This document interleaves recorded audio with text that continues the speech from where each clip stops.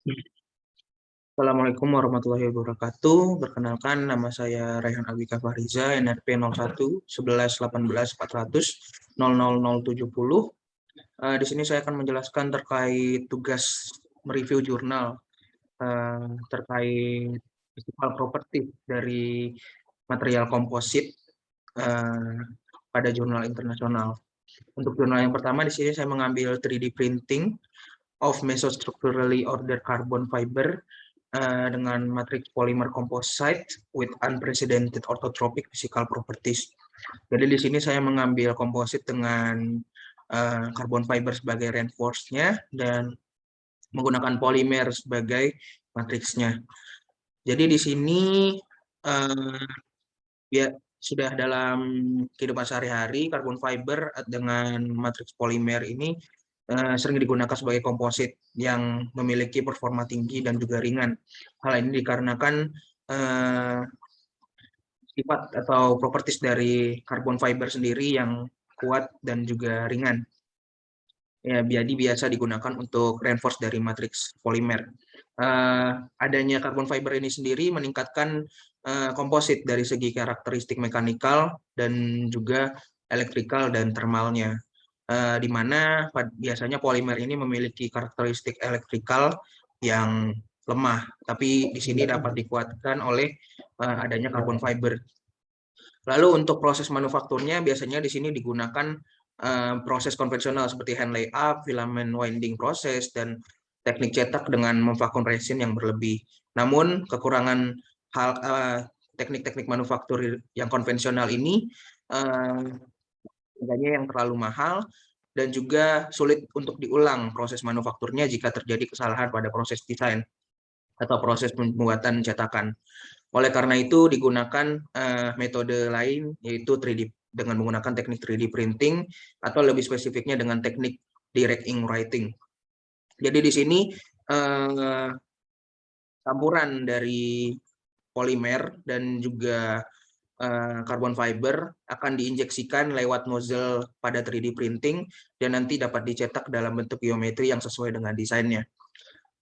Nah, tentunya untuk menjadi suatu filamen dibutuhkan beberapa kondisi atau syarat, yaitu untuk filamen sendiri ini harus memiliki perilaku shear thinning atau viskositasnya akan menurun ketika mengalami elongasi atau shortening atau memendek. Hal ini membuat filamen ini dapat tetap dalam kondisi yang cair pada saat nanti mengalami elongasi ataupun pemendekan atau shortening untuk memastikan agar filamen ini tetap mengalir. Lalu selain itu juga memiliki kemampuan menjaga bentuk yang sempurna sehingga pada saat filamen sudah keluar dari nozzle akan tetap dapat mempertahankan geometri yang sudah dicetak. Hal ini membuat potensi sebuah komposit untuk dimanufaktur menggunakan teknik 3D printing sangatlah tinggi. Di sini dapat dilihat bahwa terdapat tampilan secara mikroskopis dari komposit yang dicetak melalui 3D printing, komposit carbon fiber. Di sini digunakan fraksi volume carbon fiber sebesar 8% dengan menggunakan resin bisphenol F. Dapat dilihat dari physical properties-nya bahwa bentuknya warnanya memiliki warna hitam layaknya karbon. Lalu di sini dapat dilihat dari sisi plan XZ dapat dilihat bahwa dari tampak atas dan juga tampak samping persebaran karbon fiber di sini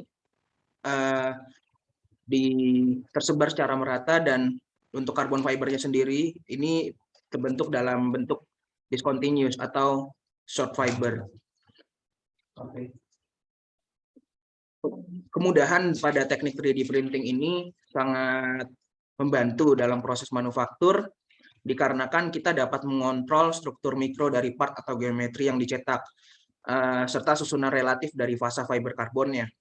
Selain itu juga kita dapat mengontrol struktur mikronya dan juga kita dapat mengontrol sifat konduktivitas thermal dan elektrikalnya melalui jumlah fraksi volume fiber dari karbon.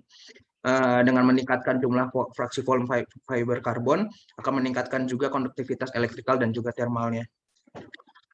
Lalu untuk jurnal yang kedua, di sini saya memakai judul Influence of Interleaf Films on the Mechanical Properties of Carbon Fiber Fabric dengan polypropylene thermoplastic composite. Di sini menggunakan matriks termoplastik polypropylene. Beda dengan jurnal sebelumnya, di sini menggunakan teknik laminate, di mana polypropylene dijadikan lapisan-lapisan tipis dan juga yang nanti akan dipres dengan carbon fiber.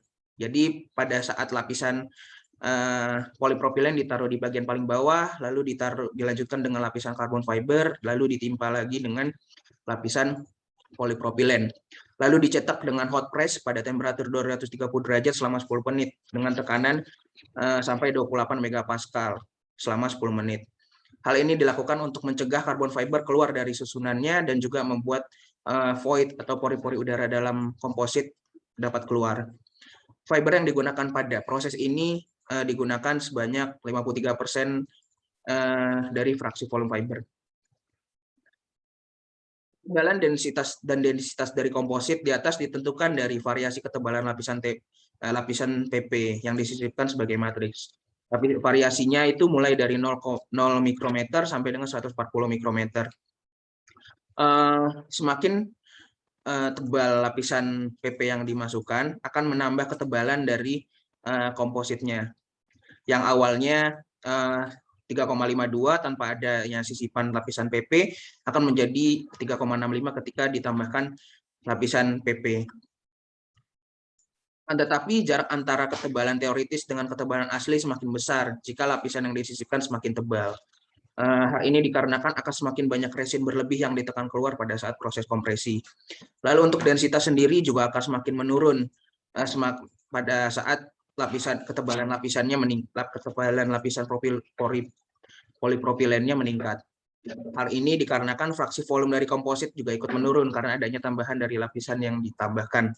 Namun tidak ada perubahan pada densitas saat ketebalan lapisan yang disisipkan mencapai 80, sehingga dapat disimpulkan pada lapisan ketebalan 80 mikrometer sampai dengan 140 mikrometer tidak akan ada perubahan densitas lagi. Hal ini dikarenakan hampir sama, ketebalan yang dimiliki hampir sama, dan nantinya akan semakin banyak lapisan yang ditekan keluar dari cetakan. Lalu untuk fraksi volume fiber pada komposit dapat dilihat pada grafik, di mana pada saat ketebalan lapisan meningkat mulai dari variasi yang tadi sudah saya sebutkan, maka fraksi volume fiber akan menurun yang dari awalnya 55% hingga menjadi 48,52%. Hal ini dikarenakan lapisan yang ditambahkan juga akan meningkatkan volume dari matriksnya. Hal ini akan berpengaruh pada fraksi volume fiber yang digunakan. Lalu pada ketebalan lapisan 40 mikrometer, resin berlebih tetap bertahan pada komposit. Hal ini juga menyebabkan fraksi volume fiber juga menurun drastis. Hal ini juga berlaku sama pada void yang ada pada komposit, di mana semakin tebal lapisan PP, maka void juga akan menurun dari yang awalnya 2,48% menjadi 1,13%. Hal ini dikarenakan pada saat proses kompresi, resin yang keluar akan keluar bersama void, sehingga pada saat komposit dipres tidak ada lagi rongga udara karena rongga udara tadi sudah keluar bersama resin. Mungkin sekian review jurnal saya terkait physical properties dari material komposit, yang dalam hal ini saya menggunakan komposit carbon fiber dengan matriks polimer. Apabila ada kurangnya mohon maaf. Wassalamualaikum warahmatullahi wabarakatuh.